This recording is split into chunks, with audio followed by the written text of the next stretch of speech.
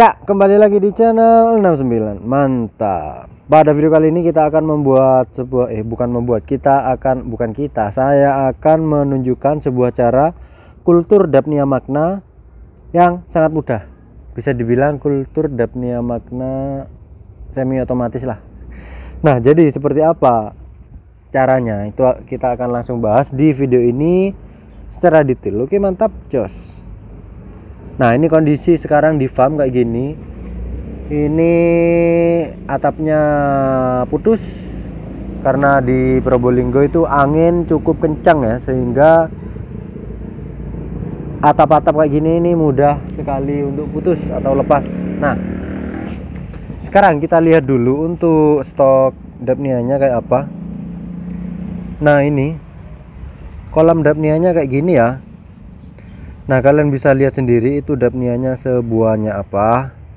Nah, ini cara kultur ini berbeda dengan cara kultur yang ada di video-video sebelumnya, karena kemarin itu saya nyoba-nyoba untuk kultur Dapnia Magna dengan perawatan yang sangat mudah dan bisa Dapnia Magna itu bisa cari makan sendiri gitu loh.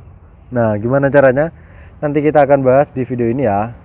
Nah, sekarang kita akan lihat dulu itu Dapnia Magna yang di sana itu warnanya apa. Nah, kan kalau Dapnia Magna itu bisa berubah warna ya, dari yang bening sampai merah.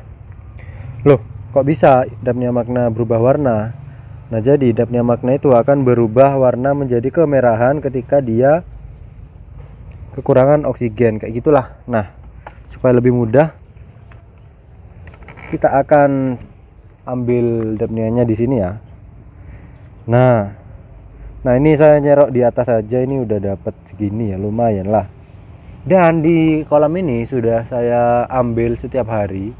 Dan kalau ada anak-anak yang beli juga tak ambilin di kolam ini. Kolam yang sangat kecil sekali, tapi setiap harinya itu bisa memproduksi banyak Dapnia ya. Nah, jadi ini kita ambil segini aja buat sampel. Nah, ini Dapnianya besar-besar. Nah, saya rasa segini udah cukup.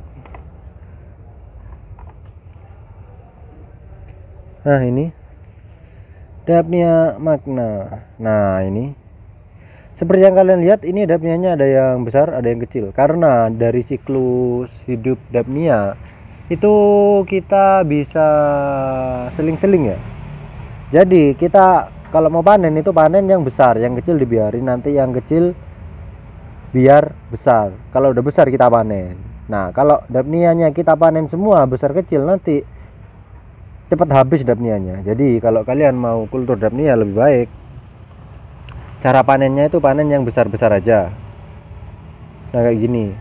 Gimana Kak cara untuk memilih yang besar-besar aja? Nah, itu caranya kalian bisa langsung serok pakai serokan yang lubangnya itu agak besar ya. Nah, ini di dalam sini masih banyak banget kayak gitu. Ini kolamnya cuman kecil loh. Ini paling nggak sampai 30 cm. 30 cm lah. 30 kali 40. Ini tapi hasilnya banyak banget. Buat kalian yang butuh banyak pakan hidup, kalian bisa terapkan cara kultur ini kayak gini. Ini Dapnianya banyak banget ya. Nah, sekarang kita akan langsung ke gimana cara kulturnya. Nah, untuk cara kultur Dapnia Magna itu kalian harus menyiapkan wadah dulu, wadah kayak gini. Dan yang pasti itu kalian harus menempatkan wadah budidaya Dapnia Magna atau wadah kultur Dapnia Magna itu di tempat yang terkena sinar matahari. Nah, kalau di sini ini posisinya kayak gini, kalian bisa lihat atap-atapnya kayak gini. Nah, ini kayak ginilah. Nah, kenapa kalau Dapnia butuh cahaya matahari? Jadi Dapnia itu kan memakan fitoplankton, atau gampangnya gini. Kan untuk pakan Dapnia itu air hijau. Air hijau ini didapat dari mana? Dari kolam lele. Nah, itu kalau saya. Nah, air hijau kan dikasih makan ke kolam Dapnia supaya air hijaunya itu awet. Jadi dia butuh cahaya matahari. Nah, kayak gitu. Jadi kalau ada cahaya matahari, populasi Dapnia akan semakin meningkat karena pakannya itu bisa bertahan lebih lama, sehingga Dapnia bisa makan kapan aja kayak gitu. Nah jadi kayak gini loh. Untuk sistem kultur yang sekarang ini kayak gimana? Nah jadi kayak gini akan saya jelasin ya. Nah ini merupakan penampakan kolam kultur Dapnia yang saya pakai. Ini kolam saya buat dari bekas box kulkas bekas. Ini di video saya ini sudah ada juga cara dapatnya gimana, cara penambalannya gimana. Kalian langsung aja cek di sini ya. Nah di kolam box kulkas ini burem kan ada 2 buah celah, atau bisa dikatakan 2 buah kolam. Satu kolam yang kecil, satu kolam yang besar. Nah untuk yang kolam yang kecil ini saya khususkan untuk Dapnia. Yang tadi kalian lihat itu itu Dapnia dari sini. Dan yang sebelahnya lagi ini adalah kolam lele. Nah kenapa kok kita butuh kolam lele? Kolam lele yang ada di sini ini kita manfaatkan untuk memproduksi air hijau. Nah air hijau dari lele ini nanti akan mengalir dengan sendirinya ke sini, ke kolam Dapnia Magna. Loh kok bisa mengalir dengan sendirinya? Jadi di bagian sini, nah ini ada lubang untuk nyambung ke kolam sebelah ya. Nah jadi ikan lele kan kalau makan kan blusup ya, atau pergerakan ikan lele itu aktif. Jadi ketika ikan lele berenang blusup kayak gitu, akan ada goncangan air yang mendorong air itu masuk ke sana.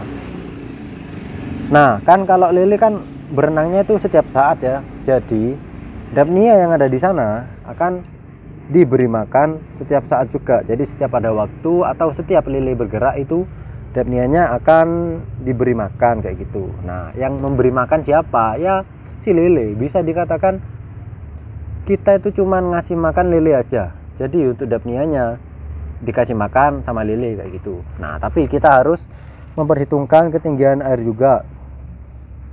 Airnya jangan terlalu banyak, karena kalau terlalu banyak, misal ketinggian air segini, itu nanti Dapnia yang dari sini bisa masuk ke sini. Nah kalau Dapnia dari sini masuk ke sini, otomatis itu akan jadi makanan ikan lele.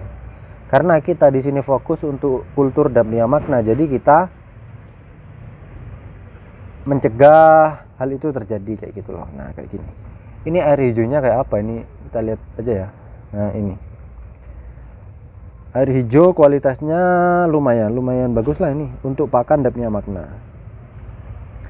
Sebenarnya kalau secara manual itu kita ngasih pakan Dapnia Magna setiap saat atau minimal sehari sekali lah kayak gitu. Tapi dengan cara seperti ini kita nggak usah ngasih makan Dapnia Magna, kita tinggal ngasih makan lelenya aja. Kan nanti kalau lelenya dikasih makan mereka akan bucuk kayak gitulah. Kalau ada pergerakan nanti airnya masuk ke sini sendiri. Kita juga gak perlu lihat kolam tiap hari. Nah karena ini kemarin sempat saya tinggal selama 5 hari. 5 hari setelah pertama tebar bibit itu langsung banyak banget kayak gini ya.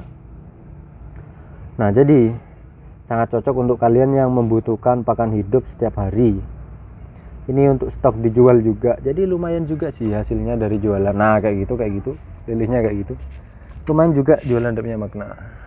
Nah jadi seperti itu cara kultur Dapnia Magna dengan mudah, hasilnya maksimal. Nah ini loh banyak banget ini. Sebenarnya pakan Dapnia Magna itu banyak macamnya ya, cuman yang saya selalu pakai itu adalah air hijau, karena untuk air hijau itu pembuatannya sangat-sangat mudah kayak gitulah. Nah Dapnia Magna ini biasanya untuk pakan apa? Dapnia Magna bisa digunakan untuk segala macam ikan ya, atau bisa dibilang bisa dibuat pakan semua jenis ikan, karena Dapnia Magna ini sejenis kutu air yang sangat disukai oleh hewan-hewan air.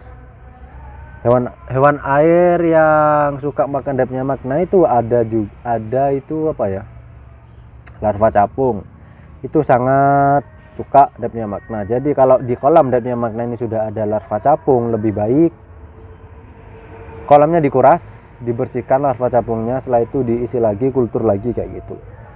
Nah di sini ada juga satu kolam yang dapnianya itu kosong habis karena kemasukan ekor tuh pas sampai kemasukan larva capung.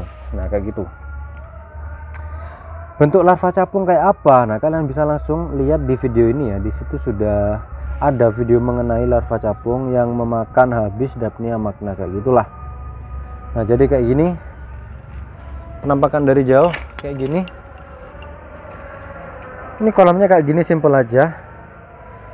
Mungkin cukup sekian dari channel Las Bilar. Semoga video ini bisa bermanfaat buat kalian semua yang ingin mencoba kultur Daphnia magna semi otomatis kayak gitulah. Oke, mantap.